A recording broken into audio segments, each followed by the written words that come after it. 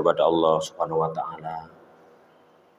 Pada kesempatan pagi yang penuh keberkahan ini kita kembali dibangunkan oleh Allah Subhanahu wa taala dari tidur kita, dari mati kecil kita untuk kembali bisa menghirup udara segar kehidupan duniawi ini, dan kemudian kita bisa beraktivitas menjalankan amanah kita sebagai hamba Allah, sebagai orang yang beriman pada Allah Subhanahu wa taala. Kita tunaikan segala aktivitas, dan khususnya pada pagi ini adalah sholat subuh berjamaah di rumah Allah ini.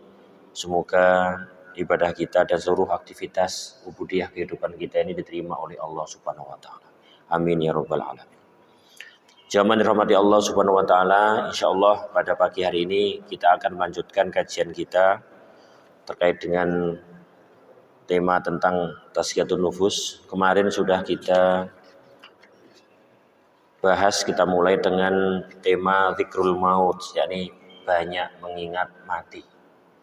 Ya, sebagai seorang yang beriman kepada Allah Subhanahu wa taala, setelah sebelumnya kita mempelajari tema qasrul amal wal istidad lil maut. Jadi tidak panjang angan-angan dan bersiap-siap kita semua dalam setiap derap kita ini untuk mempersiapkan kehidupan setelah mati. Maka tema berikutnya adalah mengingat mati, mengambil pelajaran dari kematian itu. Pada kesempatan pagi ini kita akan melanjutkannya tentang petaka-petaka yang akan dilalui oleh orang atau semua orang ketika proses kematian itu dialaminya. Ya, jadi petaka-petaka yang akan dilalui oleh orang yang sudah tiba ajalnya untuk kembali kepada Allah Subhanahu wa taala, zat yang telah menciptakannya, yang telah memberi amanah kehidupan di dunia ini untuk beraktivitas sebagai hamba dan kemudian layak untuk kembali ke sisinya sebagai hamba yang beriman yang disayang olehnya. Karena sungguhnya Allah itu adalah Arhamur Rahimin, Ar-Rahman Ar-Rahim, yang maha sayang, maha pengasih kepada kita semuanya. Maka tentunya maunya Allah kita ini kembali ke sisinya dalam keadaan yang terbaik, sebagai hamba yang terbaik. Ya, kemarin sudah sedikit kita singgung bahwa mati itu adalah taghayyuru halin. Ya, perubahan keadaan, perubahan dimensi kehidupan dari setiap manusia. Bahwa orang itu dikatakan berubah keadaannya, dimensi kehidupannya itu dari dua sisi.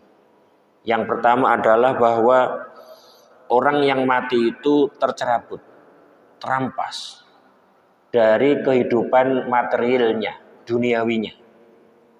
Seluruh apa yang ada pada dirinya yang sifatnya duniawi itu, yang menempel pada dirinya. Jadi jasad semuanya itu, mulai dari mata, telinga, mulut, ya hidung, tangan, kaki, anggota tubuh yang dibanggakan di dunia ini, kadang-kadang sedikit kesenggol aja nyawa taruhannya, begitu gampangannya. Ada yang saya begitu. Betul ya Pak, ada yang begitu ya. Sedikit kesenggol, jangan kesenggol, sedikit disinggung, disindir, wah bisa rame urusannya. Itu akan tercerabut dari kita. Maupun yang tidak nempel dalam diri kita, seluruh harta kita, kekayaan kita, materi yang kita miliki, kekuasaan, teman, keluarga, anak, istri, dan semuanya akan tercabut, tercerabut, terampas dari diri kita. Dan itu gak ada bedanya apakah diri kita dirampas dari itu atau itu dirampas dari kita. Intinya itu berubah. Sama-sama berubah, terlepas, terampas. Nah ini yang yang istilahnya yang dimensi pertama. Ya, perubahan pertama. Ini ada perpisahan, al-firaq. Jadi kita terlepas, ya berpisah dengan apa yang mungkin selama ini dibanggakan oleh sebagian orang. Ya, bangga dengan fisiknya, bangga dengan apa yang di luar fisiknya, dengan harta, materi, kekuasaan, keluarga, teman, dan seperti itu akan tercerabut, terlepas, terpisah. Nah, dan itu dialami oleh semua orang. Dan seseorang itu kalau di dunia ini ya terbiasa untuk tidak membanggakan dengan dunia, untuk merasa damai, merasa bahagia, senang, tenang, ya. Dan itu terletak bukan pada dunia, letaknya kedamaian, kebahagiaan, kenyamanan. Itu bukan pada dunia tapi terletak pada ibadah. Gembira dengan ingat Allah. Gembira dengan dekat dengan Allah. Dan sadar Allah lah sesungguhnya yang memberi kenikmatan, dan kenikmatan terbesar itulah dekat dengan zat yang memberinya, memberi kenikmatan itu. Lah ketika terlepas dia dari sesuatu yang kebanyakan orang cinta kepadanya itu, maka itu tidak akan menjadi masalah baginya. Justru dia akan mudah untuk mengikuti fase-fase kehidupannya, dan justru kehidupan dunia ini bagi dia adalah awaik, hambatan. Ya, awaik jadi hambatan, sawagil ini kesibukan mengganggu dia untuk dekat dengan Allah Subhanahu wa taala. Kebalikannya, orang yang di dunia ini adalah bangga dengan dunia, nyaman dengan dunia, mengambil kehormatan, kemuliaan itu disandarkan kepada dunia, maka ketika dia berpisah dengan apa yang dia banggakan itu akan sedih, akan betul-betul menyesal, merasa menyesal, dan berat sekali. Jadi ketika berpisah itu udah merasa berat, dia merasakan itu. Karena kebahagiaan, kebanggaan saat dia mati itu ada pada materi-materi itu. Saat mati langsung merasa berpisah yang itu berat. Nanti akan ada kondisi petaka itu. Yang kedua adalah bahwa akan terbuka bagi orang yang mati maupun mau mati itu, dan prosesi mati itu adalah hal-hal yang sebelumnya dia tidak tahu dan belum terbuka saat masih hidup. Jadi akan melihat ya apa yang tidak dilihat oleh orang yang masih bangun, orang yang masih hidup di dunia ini, ya, dan terbuka baginya ketika mati dan baru sadar. Baru sadar. Fa idza matu intabah. Jadi banyak orang itu lupa, ya, meskipun pernah dengar dan nggak percaya kadang-kadang, tapi setelah mati baru bangun, baru sadar, oh sesungguhnya seperti ini. Karena apa? Allah membuka seluruh apa yang akan dilaluinya, apa yang akan diterimanya ketika orang itu baru proses mati atau baru mati. Orang yang mukmin, muslim akan tergambar kehidupan bahagianya, dan orang yang kafir, durhaka kepada Allah juga akan sama tergambar apa yang akan dilaluinya. Maka karena akan berubah seperti itu kehidupannya, dimensinya, maka petaka-petaka itu akan dia rasakan, yang tidak dirasakan oleh kehidupan duniawi ini, yang tidak diketahui oleh kehidupan dunia ini. Dawahil maut as-salas, dan petaka kematian itu ada 3. Sebagaimana Allah Subhanahu wa taala berfirman, fa asobatkum musibatul maut, maka kalian semua akan ditimpa oleh musibah kematian. Jadi kematian itu musibah, petaka yang akan ditimpakan kepada semua manusia, dan itu tertera pada Al-Maidah 16. Nah, kemudian musibah itu, petaka itu akan meliputi 3 perkara. Yang pertama adalah sakaratul maut. Jadi prosesi kematian itu dimulai dengan sakaratul maut. Itu petaka atau musibah pertama. Yang kedua adalah ru'yatu malakil maut. Jadi melihat malaikat maut, atau malaikatul maut, atau malaikat-malaikat maut.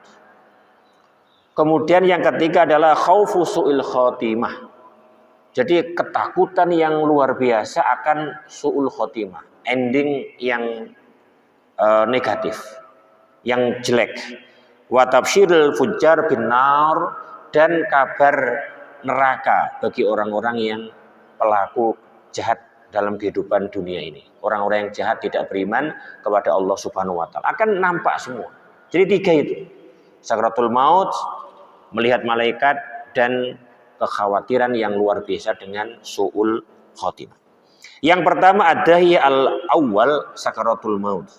Petaka yang pertama itu yang akan dilalui oleh setiap orang, kita semua, itu adalah sakaratul maut. Diungkapkan di sini. Lau lam yakun baina yaday al-abdi al-miskin karbun wala haulun wala adzabun siwa sakaratul maut bimajarradiya lakana jadiran bi ayyatana ghasu alaihi aishuhu wa yataqaddaru alaihi sururuhu wa yufarriquhu sahwuhu wa ghaflatuhu. Sungguh ini, seandainya tidak ada di depan kehidupan seorang hamba yang miskin, ya kita semua ini sungguhnya hamba yang miskin karena butuh, sangat butuh kepada sayang Allah, sangat butuh kepada rahmat Allah, dengan karunia Allah, sangat butuh pada sayang Allah semuanya. Ya, karbun, tidak ada kesedihan, tidak ada haulun, yakni ketakutan, tidak ada siksa, azab, kecuali sakaratul maut saja. Artinya siksanya, kesedihannya, ketakutannya hanya sakaratul maut saja. Itu sungguh dengan itu saja seorang itu akan layak untuk menjadi sakit kehidupannya. Dengan itu aja hidupnya akan sakit, berat.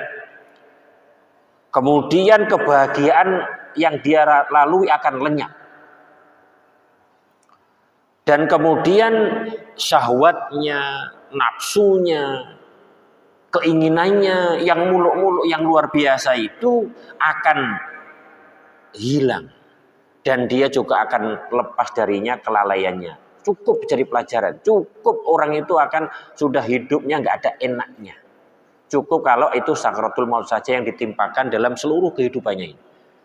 Masya Allah. Padahal masih banyak. Nah, semacam masih ada yang lain. Nah ini. Wa haqiqan bi ay enggak ada ketara.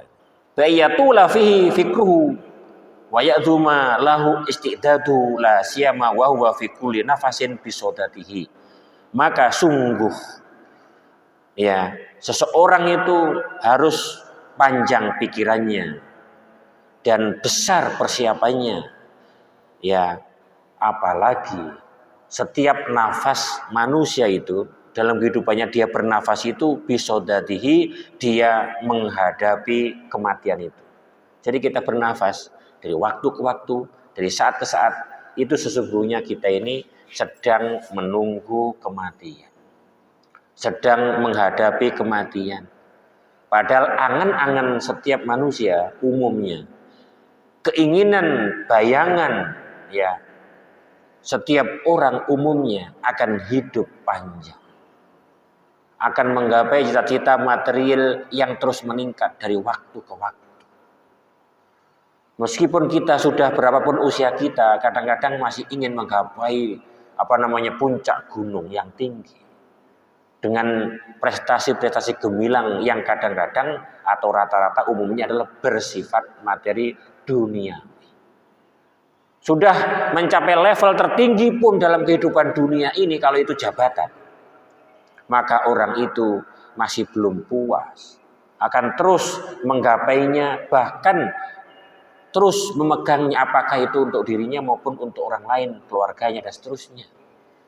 Masih begitu, khawatir sekali kalau itu semua terlepas dari dirinya. Itu kadang-kadang seperti itu. Padahal kita ini setiap nafas sesungguhnya berkurang jatah hidup kita ini dan menghadapi kematian. Kamakila Sebenarnya diucapkan atau dikatakan karbun biyadi siwaka, kesedihan yang ada di bawah kekuasaan selain dirimu, yakni Allah, la tadri mata yaksyaka, yang kamu tidak tahu ini mati ini, ya. Maka sungguhnya mati itu adalah kesedihan yang ada di bawah kekuasaan zat selain dirimu. La tadri mata yaksyaka, kamu tidak tahu kapan akan datang menjemputmu. Nah, kita nggak tahu kapan. Yang jelas kalau sudah datang, yaitu tidak akan la yastaqdimuna sa'atan wa la yastakhirun. Tidak akan dimajukan, juga tidak akan diundur. Nah ini wal ajib, ini yang mengagumkan, yang mengherankan bahwa manusia itu laukana fi adzamil ladzat wa atyabi majalisil lahwi fantazara an yadkhul alaihi jundiyun fayadribu khamsa khasabat la taqaddarat alaihi ladzatu wa fasada alaihi aishuhu. Ini yang mengherankan, ini yang membuat takjub bahwa manusia itu, kita semua, sekiranya pada suatu saat itu menikmati kehidupan dan betul-betul hidup itu penuh kelezatan, ya, dalam kehidupan berfoya-foya, kita sedang bernikmat, berfoya-foya, bersukaria, bertemu dengan teman dan semuanya bermain-main dalam kehidupan ini. Tiba-tiba ada polisi datang memukul kita dengan 5 pukulan, dengan cambuk umpamanya.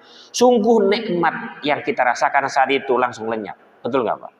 Kita ini sedang suka-suka, apakah makan-makan, lagi healing, traveling, kuliner, atau pesta, pernikahan, atau apapun acara kenikmatan yang kita rasakan, tiba-tiba datang polisi atau siapapun dia, mukul kita, nangkap kita, dipukuli 5 kali dengan cambuk yang keras. Sungguh saat itu kita udah lupa, kita sedang menikmati kehidupan saat itu, lupa, pasti. Nah ini lupa. Nah ini yang pertama. Fahuwa fi nafsin sati anjat hulaihi malakul maut lah. Itu kita aja akan lupa nikmat itu, apalagi kemudian setiap saat kita ini sedang menunggu datangnya malaikat maut yang siap untuk mencabut nyawa kita, untuk ya mengambil nyawa kita. Sehingga ada ungkapan asyaddu min darbin bisayfi wa nasrul bin manashir wa qardun bil maqarid.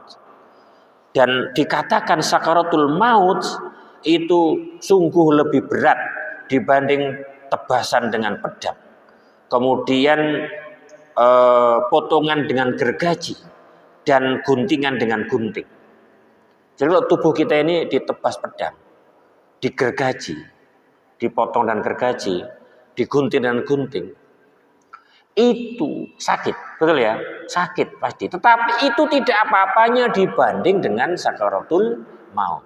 Kenapa ini? Ini saya singkat ceritanya, Bapak Ibu, bahwa sakitnya kita terluka, sakitnya kita ditebas pedang, nauzubillah min dzalik, kan begitu.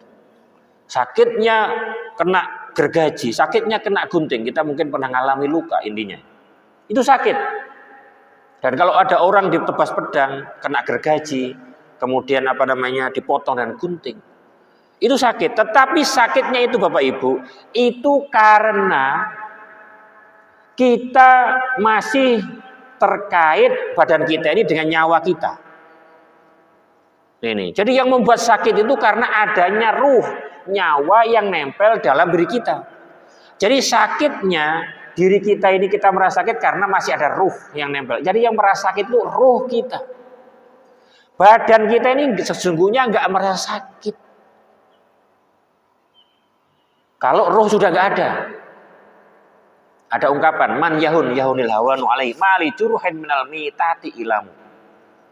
Jadi orang yang menghinakan dirinya dengan hawa nafsunya, maka man yahunil hawanu alaihi. Jadi orang yang hina, maka hawa nafsu akan menghinakannya. Mali jurhin, tidaklah luka minal mitati ilamu yang diterima oleh orang yang mati, mayit, jenazah. Jadi orang yang mati itu ilamu membuat rasa sakit. Jadi nggak ada rasa sakit bagi orang yang sudah mati. Bangkai ayam atau apapun mati, kita potong-potong, nggak ada geraknya.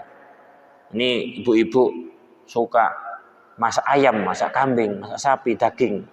Itu coba dipotong-potong, diiris, nggak ada reaksi apa-apa. Karena apa? Karena ruh dari hewan itu sudah nggak ada. Coba kalau masih hidup, kita iris ayam akan keok-keok.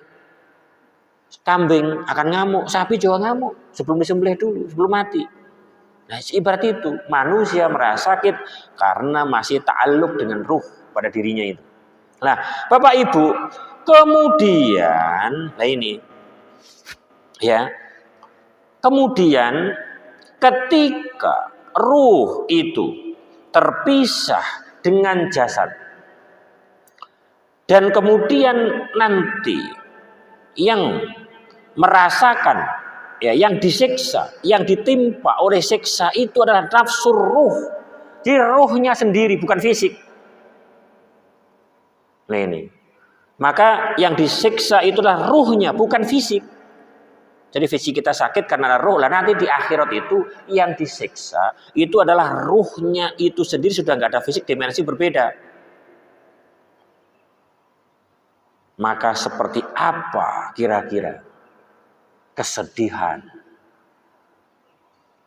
ya, seperti apa, ya, ketakutan, seperti apa siksa yang dirasakan oleh orang saat itu, betapa sakitnya, ya, betapa sakitnya, sehingga ketika orang itu disiksa, wa innam ingqata sautul mayyit, dan sungguhnya akan terputus suara orang yang mati, wasiyahuhu, dan kemudian teriakannya min syiddati alami, karena saking dahsyatnya sakitnya, li'annal karba, karena sungguhnya kesedihan, qad balagha fihi wa tasa'at, sungguh telah mencapai puncaknya. Ini jadi kesedihan sakit itu sampai puncaknya. Kenapa? Karena sungguh yang mendapat siksa itu adalah yang merasa sakit ketika kita di dunia. Jadi nyawa kita, ruh kita, sedih itu ruh kita, sakit itu ruh kita, nggak enak itu ruh kita, bukan fisik. Nah ini, perasaan dan supaya itu nempel dalam ruh kita semuanya, masya Allah. Nah ini, maka di sini Bapak Ibu dirahmati Allah Subhanahu Wa Taala, betapa beratnya kita ini menghadapi kematian yang seperti itu. Nah, kalau umpamanya di dunia itu orang, ya, masih bisa bereaksi ketika sakit, maka ketika orang itu ditarik ruhnya, maka tidak bisa untuk berteriak, untuk minta istighosah, minta bantuan dan sebagainya. Nah, kalau saja ada ungkapan, laukanal mazdubu irqan wahidan lakana alamu aziman. Kalau saja manusia itu ditarik satu urat, ya, dalam dirinya itu, maka sungguh sakitnya sangat berat. Maka fakaifa wal masdubu ruh nafsur ruh, nah la min irqin wahid bal min jamil uruq. Maka bagaimana kalau yang ditarik dalam dirinya itu adalah ruhnya, tidak satu urat tapi seluruh urat yang ada di dirinya, maka sungguh sangat berat. Summayamutu kullu adwin min a'dha'ihi tadrijian patabarroda awalan qadamah. Maka orang yang dicabut ruhnya itu, ya, maka akan lemah anggota tubuh satu secara pelan-pelan, dimulai dari kakinya, kemudian dimulai dari betisnya, kemudian naik ke pahanya, lakan adun sakrat ba'da sakrah, walikuli adwin sakratun ba'da sakrah, dan setiap anggota tubuh akan melalui itu sakratul maut itu, sakit sakratul maut, proses sakratul maut itu, ya, sedikit meningkat terus meningkat, hatta yablugh biha ilal hulqum. Jadi orang yang mati itu sampai kepada hulqum. Hulqum itu ya ini tenggorokan. Nah, jadi kalau sudah nyawanya ditarik oleh malaikat sampai tenggorokan, nah ini, maka saat itu yang qati'un nazaruh, pandangannya sudah terputus, lemah, nggak bisa memandang lagi anid dunya dari dunia, wa ahliha dan keluarganya dan penghuni dunia. Jadi wa yuhlaku dunau babat taubah wa tuhitu al hasarah wan nadamah bih. Maka saat itu pintu taubat telah diputus. Ini pintu taubat telah diputus, ditutup untuk dirinya, dan yang ada tinggal kesedihan dan penyesalan. Nah ini subhanallah. Saat itu ini seperti itu dawahi sakaratul maut. Kama qala Mujahid, sebagaimana Mujahid mengatakan, walaysati taubatul ladzina ya'maluna sayyi'at hatta idza hadara ahadumul mautu qala inni tubtul an. Tidaklah ada taubat bagi orang yang melakukan keburukan di muka bumi ini sehingga kematian datang kepadanya. Hatta idza hadaratul maut, sampai kematian datang kepada salah satu dari kalian dari mereka, qala inni tutulan, saat itu ketika mati tiba sampai tenggorokan itu dia ngomong, aku sekarang bertaubat. Tidak ada gunanya. Nah ini qala Mujahid idza ayana rusula. Nah ini maksudnya itu hatta idza hadarul maut, hatta idza hadarakul maut, ketika kematian datang kepadanya itu saat itu ketika orang itu telah melihat malaikat. Jadi orang itu melihat malaikat maut dan malaikat-malaikat lain yang menyambutnya. Orang itu akan melihat. Saat itulah dia sadar, ini siapa? Datang malaikat akan mencabut. Dia melihat, dan itu belum mati. Ketika ruh sampai tenggorokan, dia melihat itu. Bahkan sebelumnya tenggorokan sudah melihat. Nanti akan beda di dalam bab berikutnya, akan berbeda bagaimana orang mukmin melihat malaikat dan bagaimana orang kafir melihat malaikat. Saya itu melihat. Nah ini kemudian ketika melihat itu dia ngomong, aku taubat, tidak ada gunanya. Wa qala Rasulullah sallallahu alaihi wasallam, tuqbalu taubatul mar'i malam yughorgir. Ada riwayat lain, innallaha yaqbalu taubatal abdi malam yughorgir. Jadi Allah itu sesungguhnya nanti akan menerima taubat seorang hamba selama orang itu belum nyawanya belum sampai tenggorokan. Kalau sudah yughorgir, sudah sampai mau mati sampai tenggorokan nyawanya, Allah tidak akan menerima taubat orang itu. Jadi Bapak Ibu, taubat itu akan terbuka untuk semua orang. Dan taubat itu tidak akan diterima oleh Allah ketika ada dua hal. Sampai dua hal terjadi. Yang pertama, secara umum, ini untuk seluruh manusia, seluruh orang yang hidup di dunia ini, bahwa di dunia ini orang taubat itu akan diterima oleh Allah kapanpun, oleh siapapun, selama matahari belum terbit dari barat. Malam tatul asyamsu min maghribiha. Jadi selama matahari belum terbit dari barat, orang taubat diterima oleh Allah. Dan itu berarti adalah berlaku untuk umum. Ini berlaku umum sampai nanti. Jadi pintu taubat sekarang terbuka terus di dunia ini kapanpun oleh siapapun sampai matahari terbit dari barat. Kemudian yang kedua, secara personal, individual, orang itu juga bisa bertaubat kapanpun dan akan terima oleh Allah. Tetapi akan ditutup taubat kalau nyawanya sudah sampai tenggorokan. Itu secara personal. Masya Allah. Syiddatu madanin, bagaimana Rasulullah Shallallahu Alaihi Wasallam mengalami atau mengalami prosesi kematian beliau. Diriwayatkan oleh Aisyah ini. Jadi Aisyah meriwayatkan anna Rasulullah Shallallahu Alaihi Wasallam, bahwa Rasulullah Shallallahu Alaihi Wasallam kana baina yadai rukwatin. Jadi bahwa Rasulullah Shallallahu Alaihi Wasallam itu di hadapannya ada bejana, aul batin atau kaleng, ya, tempat fihima atau fihama, yang di dalam ulbah atau dalam bejana itu air. Jadi di depannya ada tempat yang berisi air. Faja'ala yudkhilu yadahu al-mubarakah fiha. Kemudian Rasulullah mulai memasukkan tangannya ke dalam tempat air itu, bejana itu, ya. Wayamsahu biha wajahu, kemudian beliau mengambil air dan membasuh wajahnya ini. Jadi wajahnya ini diusap, dibasuh dengan air itu. Wa yaqulu, kemudian beliau mengatakan la ilaha illallah. Jadi bersyahadat itu Rasulullah. Jadi sebelum meninggal Rasulullah bersyahadat mengucapkan la ilaha illallah. Dan ini yang diajarkan oleh Allah, oleh Rasulullah kepada kita. Kenapa? Karena man kana akhiru kalami la ilallah dakhalal jannah. Barang siapa yang akhir kehidupannya itu la ilallah, maka dijamin masuk surga. Nih, Rasulullah mencontohkan ini. Jadi beliau ketika mau meninggal saat itu karena luar biasa mengusap wajahnya dan berat, beliau mengatakan la ilaha illallah. Innalil mauti lasakarat. Sungguh bagi kematian itu ada sakaratul maut, sekarat. Ya sekarat itu kalau bahasa terjemahnya ya sekarat. Jadi kematian itu ada beberapa prosesi sekarat. Tadi itu sekarat pertama ya ini, dan kemudian lihat malaikat dan seterusnya ini. Ya sakarat. Summa nasoba sallallahu alaihi wasallam yadahu, kemudian Rasulullah mengangkat tangannya, menengadahkan tangannya. Ini posisi berdoa.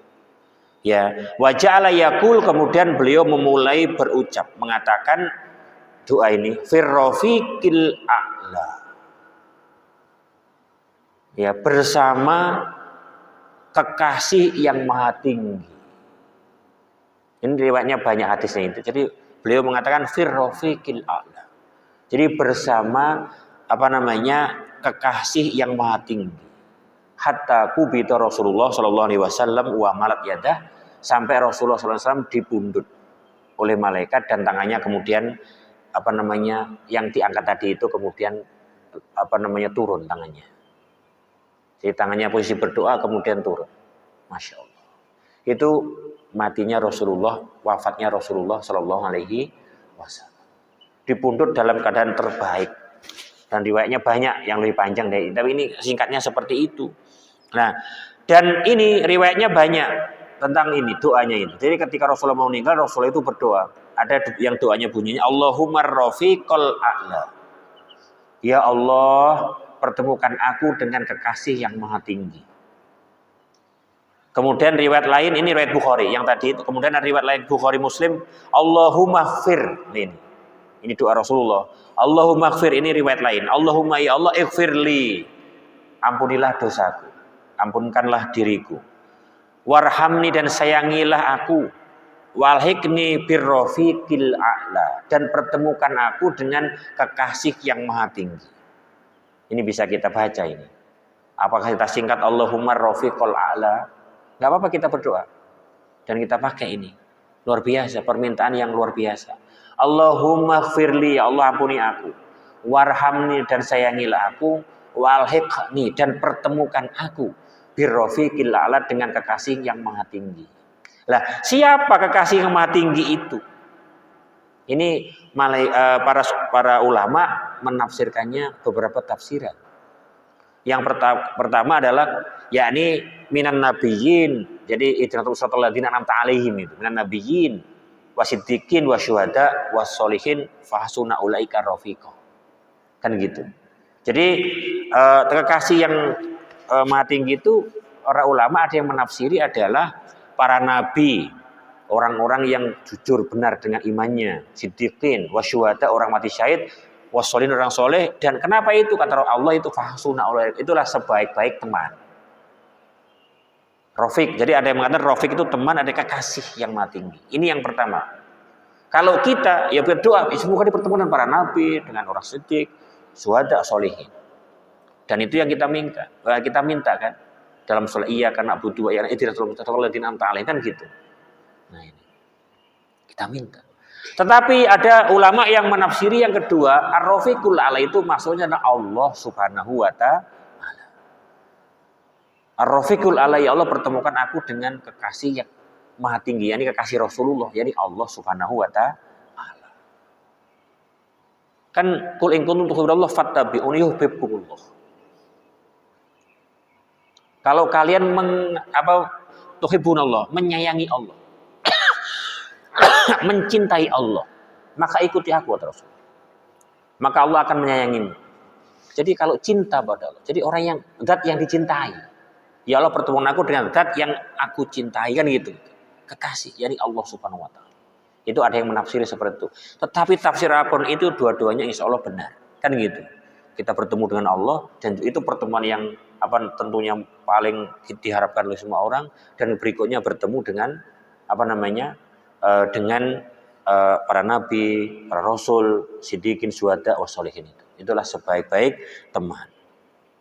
Kemudian wa anha dari Aisyah juga, mata Rasulullah sallallahu alaihi wasallam innahu la baina hakonati ya wa dzaqonati, jadi baina hak ya. Jadi mata Rasulullah mati, dan beliau itu berada saat matinya itu labaina, sungguh di antara hakonati, yakni perutku, wa dzaqonati, dan di antara ini dagu. Ya, ujung ini, jadi ujung tenggorokan, dagu ya. Jadi daguku. Falakrau syiddatal maut, maka sungguh aku tidak membenci ya beratnya kematian li ahadin setelah bagi seorang pun ba'da Rasulullah SAW, setelah kematian Rasulullah. Ketika Rasulullah sudah meninggal itu dia sudah tidak kaget lagi, tidak benci, biasa saja ketika lihat orang lain mati. Itu Aisyah radhiyallahu anha. Masya Allah. Bapak Ibu dirahmati Allah Subhanahu wa taala, ini waktunya sudah habis belum, Pak? Sudah? Belum ya, belum. Nah ini. Sampai jam berapa nanti? Kalau Pak Maman itu bisa mengingatkan. Sampai saya 5 menit lagi. Ya, saya khawatir kebablasan. Mohon maaf. Jadi seperti itu Bapak Ibu dirahmati Allah Subhanahu wa taala. Juga Rasulullah ini ada juga doa untuk kita ini, kita amalkan. Allahumma a'inni ala ghamaratil maut wa sakaratil maut. Allahumma a'inni. Jadi Allahumma a'inni. Ya Allah, tolonglah aku ala ghamaratil maut wa sakaratil maut, atas beratnya kematian dan sakarat kematian. Sakaratul maut. Jadi ya Allah, tolonglah aku, ini bantulah aku saat sakaratul maut. Jadi ghamaratul maut itu sama.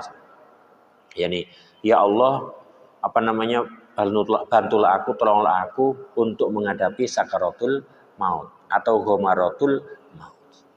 Ini bisa kita amalkan Bapak Ibu. Allahumma, jadi Allahumma ighfirli, Allahumma firli warhamni walhiqni wa alhiqni birrafiqil a'la. Atau Allahumma ar-rafiqa al-a'la. Atau tadi itu yang berikutnya, Allahumma a'inni ala ghamaratil maut wa sakaratil maut. Dimudahkan. Rasulullah itu kan seperti itu, ya. Kalau sampai kebejanya, keringetan berat diusapkan itu Rasulullah. Karena kan dialog dengan malaikat itu. Malaikat yang enggak nggak mentolo, kan itu malaikat Jibril nggak mentolo untuk melihat kekasihnya dibundut oleh malaikat maut. Masya Allah. Itu seperti itu. Padahal justru mau ketemu dengan Allah, mau ketemu, tapi nggak tega melihat. Kita ini akan menerima itu semua Bapak Ibu. Ini untuk melihat malaikat ini cukup panjang hadisnya, 3 halaman. Makanya tidak kita baca, insya Allah tidak kita lewati. Karena ini riwayat hadis yang nanti akan kita baca, kita pelajari bagaimana prosesi kematian orang mukmin dan kemudian sampai bertempat di kuburan atau di tempat yang kita tentunya bukan bilang kuburan gitu, dimensi yang berbeda, kita nggak tahu. Yang jelas kuburannya itu diperluas, kan gitu. Kalau jasadnya ya di kuburan itu, tapi ruhnya saat itu ya kemudian ada di mana, yaitu di alam yang dimensinya berbeda. Subhanallah ini. Kemudian orang kafir prosesnya seperti apa? Nanti juga akan kelihatan seperti apa. Kemudian dia akan endingnya, kehidupannya setelah kematian seperti apa. Dan itu menunggu nanti sampai kiamat terjadi. Jadi sampai kiamat terjadi. Orang mukmin akan di posisi itu seterusnya. Orang kafir di posisi itu seterusnya. Dan Rasulullah Shallallahu Alaihi Wasallam, Rasulullah saja itu sudah 1440 berapa 6 tahun yang lalu, masya Allah. Ini sudah 1500 hampir 1500 tahun hampir. Nabi Adam berapa tahun? Ya kan, padahal umur Nabi Nuh aja itu sudah hampir 1000 tahun. Masya Allah, umurnya itu. Belum malaikat Nabi Adam dan dulu panjang-panjang umurnya. Dan fase Nabi Isa jedah ya antara Nabi Isa dan Nabi Muhammad itu 460 tahun. Itu fase jarak. Nah ini, masya Allah, ini panjang sekali, kehidupan lama sekali. Jadi orang yang meninggal itu di alam ruh, di alam barzah, di alam kubur itu. Dan itu yang mukmin akan diberikan nikmatan oleh Allah, yang kafir, orang-orang yang naudzubillah ahli kemungkaran, fujar, pelaku kejahatan akan disiksa juga oleh Allah. Dan betapa lamanya. Ini untuk renungan untuk kita semuanya, dan kita berdoa ya berlindung kepada Allah Subhanahu wa taala. Semoga kita semua dalam kehidupan ini bisa mengisi dengan kehidupan yang bermakna, dengan kehidupan yang bermanfaat, kehidupan yang baik, dengan selalu ingat kepada Allah Subhanahu wa taala. Apapun yang kita lakukan itu dalam rangka untuk menyiapkan kematian, untuk menyiapkan kehidupan kita setelah mati. Karena itulah orang-orang yang benar pola pikirnya. Rasulullah mengatakan itulah orang yang cerdas. Bukan orang yang pintar hanya sekedar nyari survival dalam kehidupan ini. Apakah itu materi, apakah itu jabatan, kedudukan, kekuasaan dan seterusnya, kemuliaan secara sosial dan seterusnya.